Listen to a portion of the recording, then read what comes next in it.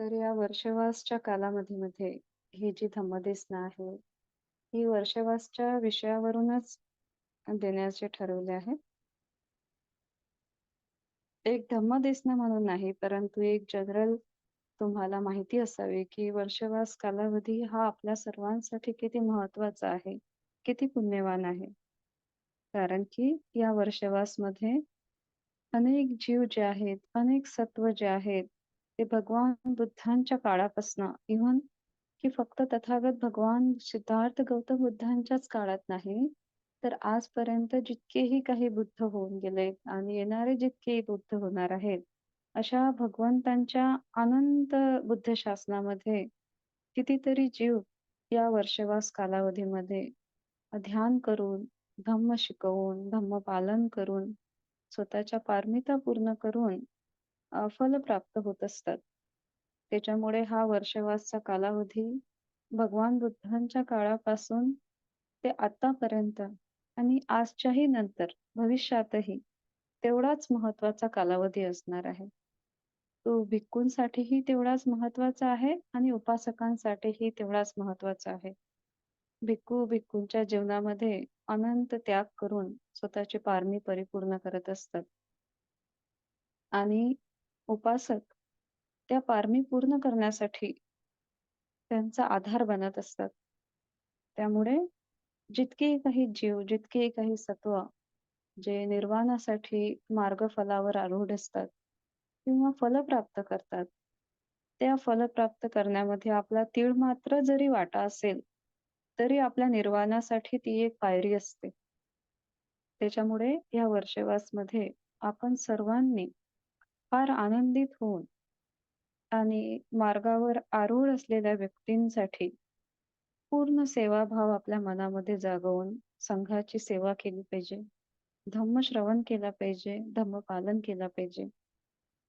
तर जनरली तर आपण उपवास जे असतात, तर आपण पौर्णिमा, अमावास्या, अष्टमी अशा प्रकारचे उपवास तर आपण करतच असतो. परंतु वर्षवासमध्ये काही जे श्रद्धावंत उपासक असतात, ज्यांच्यासाठी शक्य आहे, असे उपासक हे 3 महिन्यासाठी देखील उपवास धारण करतात. आणि ज्या व्यक्तींना 3 महिन्याचे उपवास शक्य नाही आहेत, कुठल्याही कारणामुळे 3 महिन्याचे उपवास ते करू शकत नाही. तर अशा उपासकांसाठी कमीत कमी महिन्याचे 8 उपवास तरी आपण उपासकांनी केले पाहिजे. तर 8 उपवास कसे करायचे? कुठल्या-कुठल्या दिवशी करायचे? जनरली तर आपल्या सर्वांना माहिती असेल, की आपण 4 उपवास तर करतोच. परंतु आपल्याला आपल्या पारमिता पुष्ट करायच्या आहेत. फार मग मग कारण की आपल्याकडे वेळ फार कमी आहे. वेळ स्पीडली निघून जातोय. त्याच्यामध्ये आपली निर्वाणाची स्पीडही तेवढीच मजबूत असली पाहिजे. तर म्हणून मग या वर्षवासच्या कालावधीमध्ये आपण कशाप्रकारे 8 उपवास धारण करू शकतो, नाही 3 महिने तर. तर जसं काही एका महिन्यात 8 उपवास जर तुम्हाला घ्यायचे असेल, तर लक्षात ठेवायचं की जसं आपल्याला माहिती असते, आपण जनरली बोलतो की उद्या पौर्णिमा आहे. है ना? तर मग उद्या जेव्हा पौर्णिमा असते, तर पौर्णिमेच्या आदल्या दिवशी तुम्ही उपवास धारण करू शकता. आदल्या दिवसपासून. त्यानंतर पौर्णिमेचा पूर्ण दिवस उपवास धारण करायचा आहे. आणि पौर्णिमेच्या दुसऱ्या दिवशी पण जसं आपल्याला माहिती असते, आपण सर्वांना सांगतो, की "हां, माझं काल उपवासात होतं. हो, माझं काल उपवासात होतं. काल पौर्णिमा होती, काल अमावास्या होती, काल अष्टमी होती." असं आपण बोलतो. म्हणजे आठवण ठेवण्याची गरज नाही. पौर्णिमेच्या आदल्या दिवशी, पौर्णिमेच्या दिवशी आणि पौर्णिमेच्या दुसऱ्या दिवशी. हे 3 उपवास होतील. त्यानंतर अमावास्या असते. सेम पद्धतीने अमावास्येच्या आदल्या दिवशी, अमावास्येच्या दिवशी, अमावास्येच्या दुसऱ्या दिवशी. हे 3 उपवास होतील. म्हणजे 6 उपवास झाले आणि 2 अष्टमी आहे. तर तुमचे 8 उपवास हे पूर्णत्वास जाऊ शकतात. त्या 8 उपवासाच्या 8 दिवशी तुम्ही अष्टशील धारण करू शकता. अष्टशील सांगण्याची तर काही गरज नाही. आपल्या सर्वांना माहितीच आहे, की आपण कुठले-कुठले अष्टशील जे आहेत ते उपवासाच्या दिवशी घेतले पाहिजे. आपले जनरल तर आपण रोजच्या जीवनामध्ये आपले पंचशील आहेतच. भगवंत म्हणतायत, की ज्यावेळेस एक श्रोतापन्न व्यक्ती मार्गफलावर आरूढ होतो, तेव्हा त्याला पंचशील घेण्याची किंवा आठवण करण्याची गरज पडत नाही. जसं आपलं शरीर आहे, हे जेव्हा श्वास घेते, श्वास सोडते, तर जिवंत राहण्यासाठी आपल्याला शरीराला सांगावं लागतं का पुन्हा-पुन्हा, की "तू श्वास घे, श्वास सोड, श्वास घे, श्वास सोड." असं आपल्याला सांगावं लागत नाही. शरीर आपोआप ती क्रिया करते. कशासाठी? आपल्याला जिवंत ठेवण्यासाठी, या शरीराला जिवंत ठेवण्यासाठी. सेम पद्धतीने एक फलावर आरूढ असलेला, मार्गफलावर आरूढ असलेला, श्रोतापन्न फलावर आरूढ असलेल्या व्यक्तींचं होत असते. त्यांना शील घेण्याची गरज पडत नाही. पंचशील. त्यांचे पंचशील कधीच तुटत नाही. जसं की त्यांचा श्वास जसा आहे ना, तसे त्यांचे पंचशील होऊन जातात. रोजच्या जीवनामध्ये ते न तुटता त्यांचा प्राण गेला तरी ते शील तोडत नाही. अशा पद्धतीने मार्गफलावर आरूढ असलेल्या व्यक्तींचे शील हे मजबूत होत असतात. तर मग आपण उपवासाच्या दिवशी तर हे पंचशील तर आपले रोजचे आहेतच. एका उपासकांचे ते असले पाहिजे. त्याच्या व्यतिरिक्त तुम्ही ब्रह्मचर्यशील पालन करू शकता. विकाल भोजनशील पालन करू शकता. उच्चासैन महासैनशील पालन करू शकता. जर तुम्ही त्या दिवसाला घरी असणार, तुम्हाला बाहेर जायचं नसेल, तर तुम्ही जात-रूप रजत हे शील पालन करू शकता. हे शील असं नाही की फक्त भिक्खूंनीच किंवा भिक्खुनींनीच किंवा श्रामणेर यांनीच ते शील घ्यायचं असते. एक उपासक देखील सर्वसाधारण जीवनामध्ये दसशील धारण करून राहू शकतो. ज्या दिवशी तुम्हाला सोने, चांदी, पैसा ह्या मौल्यवान वस्तूंना ज्या दिवशी स्पर्श करण्याची वेळ पडणार नाही, अशा दिवशी तुम्ही एक शील हे घेऊ शकता. तुम्ही एक दिवस जर हे शील पालन केलं, तर तुमच्या भिक्खू जीवनासाठी ते शील एक तुमची बांधणी होते. तुमची पारमी पूर्ण होते त्या शीलानुरूप. म्हणून आपण अशा पद्धतीने या 8 दिवसाला आपण उपवास धारण करायचे असतात त्या वर्षवासच्या कालावधीमध्ये. नंतर या वर्षवासच्या कालावधीमध्ये आपल्याला आपला उपवास जे आहे, हे पूर्णत्वास न्यायचे आहे. आपले शील पूर्णत्वास न्यायचे आहे. आपल्या पारमी पूर्णत्वास न्यायचे आहे. मग त्यासाठी काय करावं लागेल? की त्यासाठी आपण रोज छोटे-छोटे संकल्प केले पाहिजे. जसं वर्षवास लागला म्हणजे विहार सजवणे, पांढरे वस्त्र परिधान करणे, एवढंच काम नाही आहे. किंवा मग फक्त उपवास धारण करणे, की हां, माझं उपवास आहे. परंतु त्या उपवासाच्या आतमध्ये आपण खरंच प्रामाणिकपणे ते उपवास पालन करतो का? एक उपवास धारक व्यक्ती आणि उपवास धारण न केलेला व्यक्ती, हे दोन्ही जर सारखेच व्यवहार करत असतील, तर मग आपल्या उपवासाचा काय फायदा? म्हणून उपवास धारण केलेला व्यक्ती हा सर्वांपेक्षा वेगळा दिसला पाहिजे. त्याच्या वागण्यामध्ये, त्याच्या बोलण्यामध्ये, त्याच्या दिसण्यामध्ये, त्याच्या चालण्यामध्ये, इव्हन की त्याच्या मनामध्ये उत्पन्न होणाऱ्या विचारांमध्ये. जे विचार दुसऱ्यांना दिसत नाही, पण आपल्याला दिसतात ना. आपल्या मनामध्ये कुठला विचार उत्पन्न झाला. एक उपवास धारण केलेल्या व्यक्तीच्या मनामध्येही एक सर्वसाधारण व्यक्तीच्याच सारखे विचार उत्पन्न होत असतील, तर ते उपवास कधीच पूर्णत्वास जाऊ शकत नाही, फलित होऊ शकत नाही. तर भगवंतांनी इतक्या कोअर लेव्हलला, इतक्या खोलवर जाऊन सांगितलेलं आहे, की उपवासात हे शरीराने तर नंतर परिधान करायचं आहे. एक वस्त्र आहे. परंतु सर्वात आधी ते शील जे आहे ते मनाने परिधान झाले पाहिजे. सर्वात आधी त्याची सुरुवात मनातून झाली पाहिजे. जर मनामध्ये एकही दूषित चित्त उत्पन्न होत असेल, दूषित विचार उत्पन्न होत असेल, तर तो आपण कसं काय शरीराने पालन करणार आहे? जसं की तुम्ही म्हणणार आहे, की "विकाल भोजना विरमणी सिक्खापदं समादियामि." मी 12 नंतर जेवण करणार नाही, भोजन घेणार नाही. आणि संध्याकाळी तुम्हाला भूक लागली आणि भुकेचा विचार उत्पन्न झाला मनामध्ये, की मला भूक लागलेली आहे. असा जरी विचार मनामध्ये उत्पन्न झाला, तरी आपलं विकाल भोजनशील ब्रेक होते. इतक्या खोलवर जाऊन आपल्याला ते शील पालन करायचं असतं. हे भगवंतांचे वचन आहे.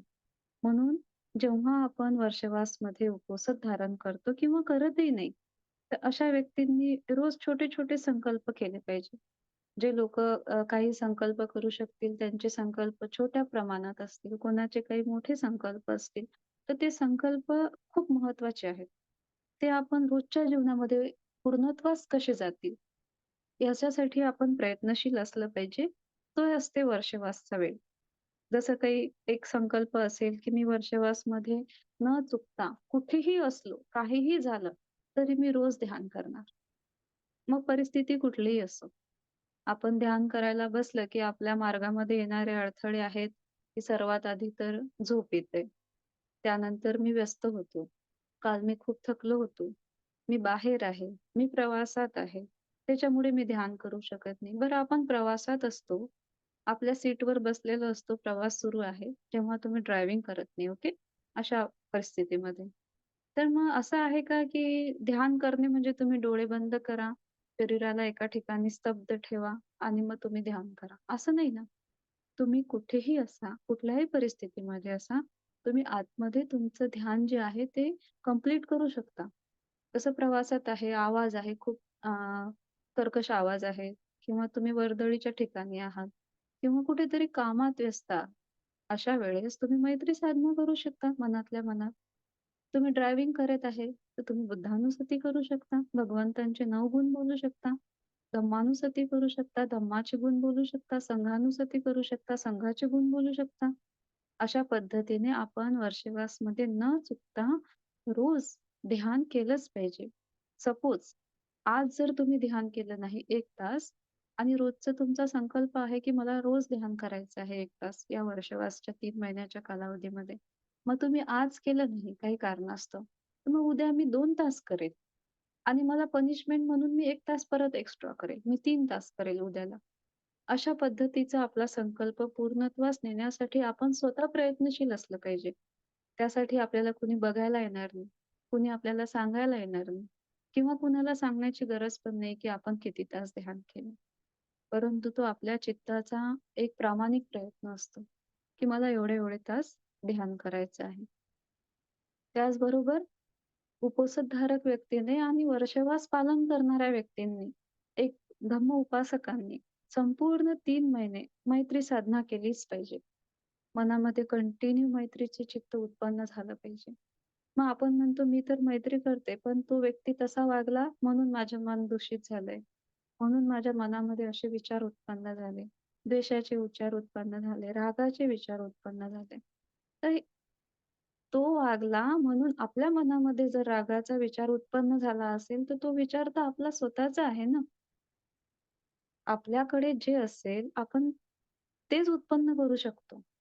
म्हणजे याचा अर्थ राग, द्वेष, ईर्ष्या हे आपल्या मनामध्ये ऑलरेडी एक्झिस्ट आहे. दुसऱ्यांनी त्याला जस्ट खत-पाणी घातलंय. परंतु खत-पाणी घातल्यावर त्याला फलित होऊ देण्याचं काम तर आपण केलं आहे ना. म्हणून या वर्षवासच्या कालावधीमध्ये कोणी कितीही आपल्याशी वाईट वागलं, इव्हन वर्षवासमध्येच नाही, परंतु एक धम्म उपासक म्हणून पूर्ण लाईफमध्ये, संपूर्ण जीवनाचा तो त्याग असला पाहिजे, की भगवंतांनी तर मैत्रीला प्रथम स्थान दिलेलं आहे. मैत्री ही पारमी आहे. मैत्री ही अधिष्ठान आहे. तर मी रोज मैत्री करेल. जगातील सर्व जीवांसाठी, स्वतःसाठी. त्यामधून खूप मोठं पुण्य मला अर्जित करायचं आहे. या पद्धतीचा संकल्प तुम्ही पूर्णत्वास नेऊ शकता. त्यानंतर तिसरा संकल्प करायचा, की मी रोज धर्म वाचणार. धम्माचं वाचन करेल, धम्म शिकेल, धम्मावर चर्चा करेल. यामुळे काय होत असते, आपलं मन पवित्र होत असते. समजा तुम्ही मैत्रिणी, मित्र कुठे बाहेर ठिकाणी गेलात, कुठे भेटलात, मग त्यावेळेस आपण व्यर्थ बळबळ करतो. व्यर्थ विषयांवर चर्चा करतो. अशा वेळेस अशापेक्षा या वर्षवासच्या कालावधीमध्ये आपण धम्मावर चर्चा करू शकतो, की भगवंतांनी हे वचन इथे-इथे म्हटलेलं आहे. या वचनाचा असा-असा अर्थ होतो. माझे शील मी एवढे पालन करते. मी एवढे-एवढे उपवास धारण करते. अशा पद्धतीने तुम्ही धम्मावर चर्चा करू शकता. हे एक सर्वात मोठं पुण्य आहे. भगवंत म्हणतायत, की धम्मावर चर्चा करणे, ज्या पद्धतीने धम्म सांगणारा पुण्य अर्जित करतो, धम्म ऐकणारा पुण्य अर्जित करतो, तेवढंच पुण्य धम्मावर चर्चा करणारा व्यक्तीही अर्जित करत असतो. म्हणून हे फार मोठं पुण्य आहे. तर हे 3 संकल्प जे आहेत, ते आपण पूर्णत्वास नेलेच पाहिजे. कुठले-कुठले? सर्वप्रथम रोज ध्यान करणे, रोज मैत्री करणे, स्वतःसाठी, जगातील प्रत्येक जीवासाठी.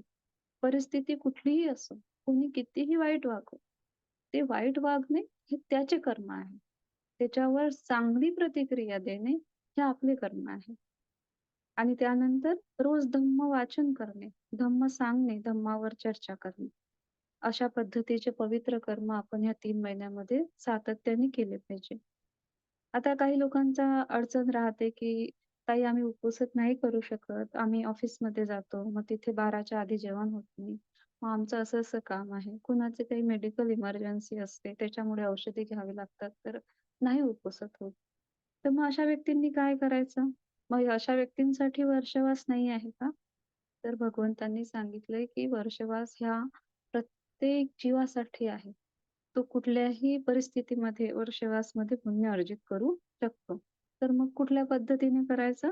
की अशा व्यक्तीने कमीत कमी जर तो मॅरिड असेल, सांसारिक जीवन जगत असेल, तर कमीत कमी हे 3 महिने त्यांनी ब्रह्मचर्य पालन करायचं. जो व्यक्ती हे 3 महिने ब्रह्मचर्य पालन करेल, तर तो त्याची निर्वाणाची पारमी पूर्णत्वास नेत असतो.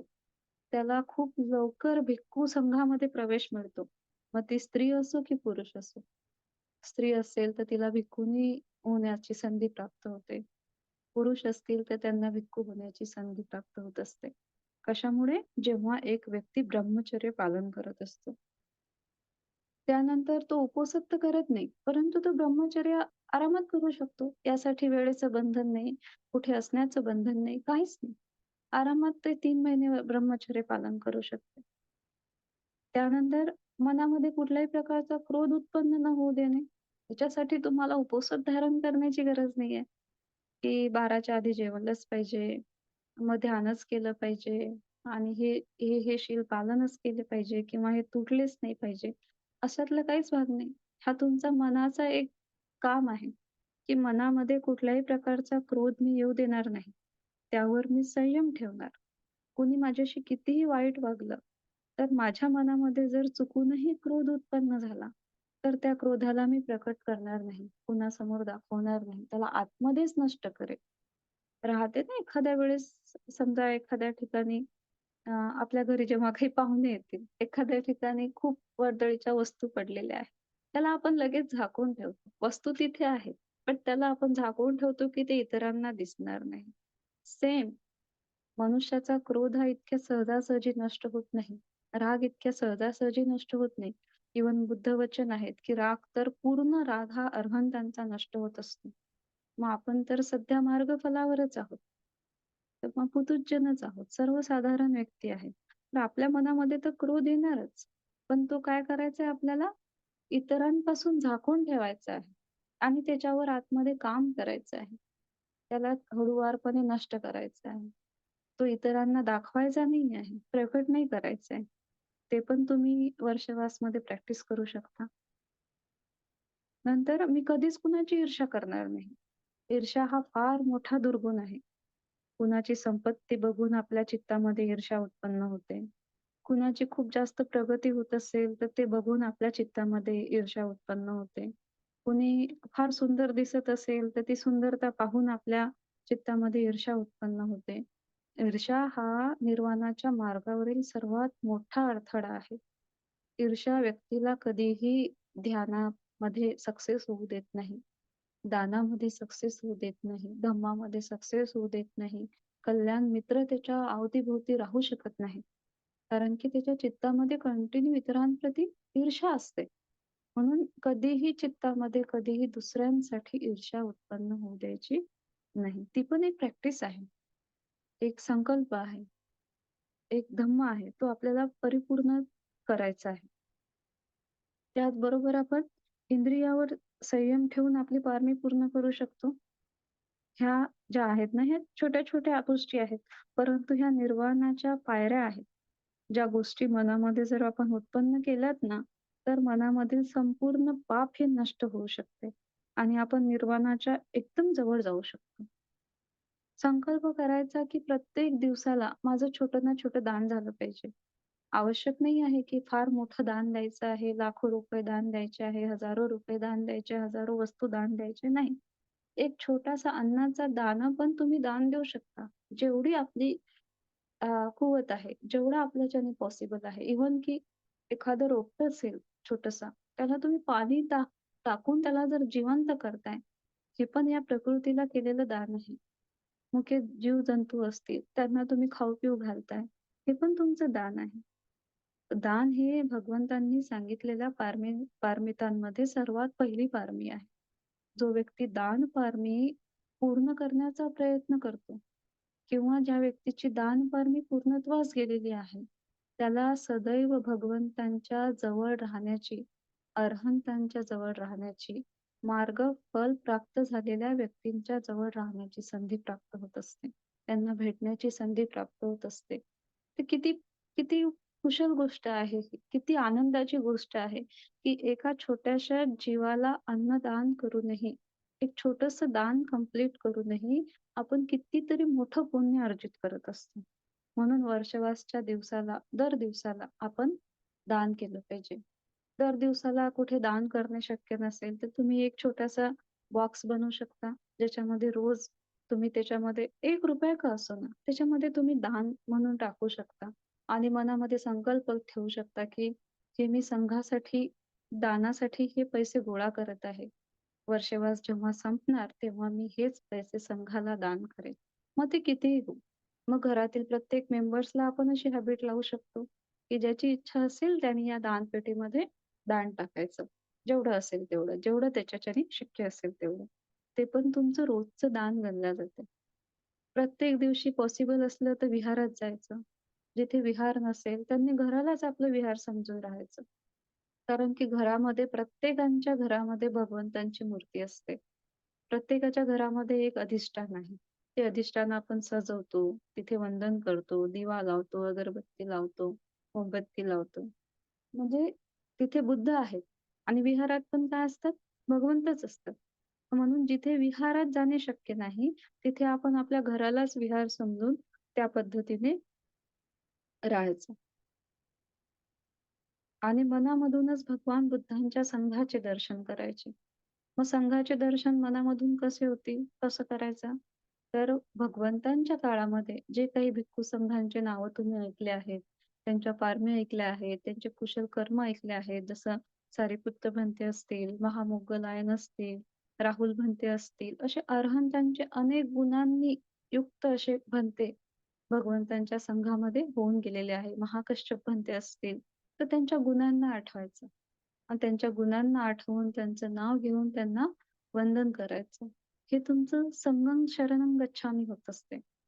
आपण जेव्हा म्हणतो ना संघं शरणं गच्छामी, तेव्हा आपण सहज म्हणतो 1 सेकंदमध्ये आणि बाजूला होऊन जातं.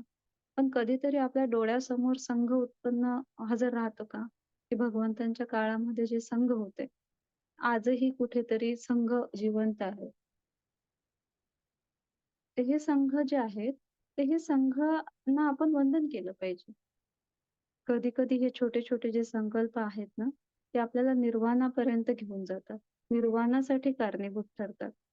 म्हणून आपण काय केलं पाहिजे, रोज घरामध्ये वृत्तपठण केलं पाहिजे, परित्राण घेतले पाहिजे. अशा पद्धतीने हा वर्षवासचा कालावधी आपण सर्वांनी व्यवस्थितपणे घालवायचा आहे. आणि या वर्षवासमध्ये निश्चितच मी मार्गफलावर आरूढ होईल, अशा प्रकारचा सम्यक संकल्प घ्यायचा आहे. ठीक आहे. एवढं सांगून आजची जी धम्मदेसना आहे, ती मी इथेच थांबवते. कुणाला काही प्रश्न असतील तर तुम्ही हँड रेज करा.